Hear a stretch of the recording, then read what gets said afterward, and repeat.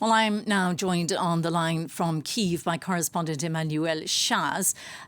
Emmanuel, thanks for joining us. How is this news of a possible delay in the Ukrainian counteroffensive? How's that being received in Ukraine?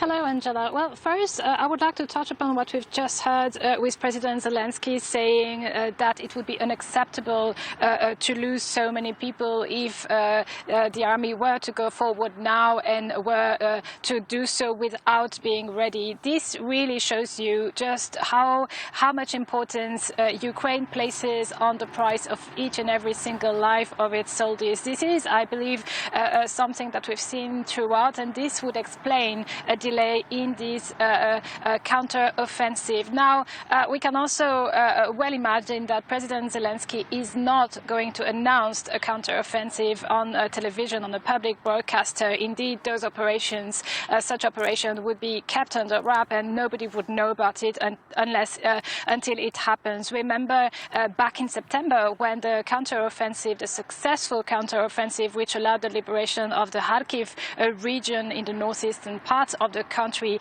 well, everybody, including journalists, were thinking that the counteroffensive would take place in the south, and that is also because the Ukrainian army representatives, press officers implied this might be the case. That was a tactic, and it worked very well. So perhaps we're seeing a tactic there, but also we have to keep in mind that what we've been talking about for months when we talk about counteroffensive might not be what one could imagine in that it might not be a conventional, it will probably not be a conventional face-to-face between two armies. And what we call counteroffensive, well, it has in some ways already started when we see that the Wagner mercenaries are losing some field in Bakhmut, and that there are reports of Russian officials leaving some of the occupied territories in the south. So this will be much more diffuse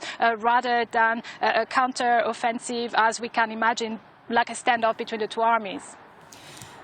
Now, of course, so much depends on continued supplies of weapons and ammunition from the West.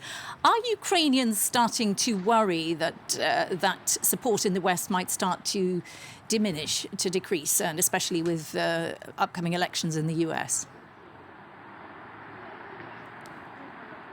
They don't start to worry. They have been worried from day one about the Western support, because the weapons, it's not that they don't arrive, it's that they are drip-fed into the Ukrainian army. And one of the reasons why we could see, a strategy being delayed is also because such weapons are not necessarily already on the field in sufficient amounts. Of course, there's that worry, and there's the worry as well that if a counter-offensive is indeed launched at a large scale, and if it fails, well, there's a worry that Western allies might then be tempted to rather gear towards negotiations rather than continuing their support. Interestingly, Volodymyr Zelensky said he brushed off concerns that maybe the US wouldn't support Ukraine as much should Joe Biden not win a second term as president. But the worry has been there since day one of this war.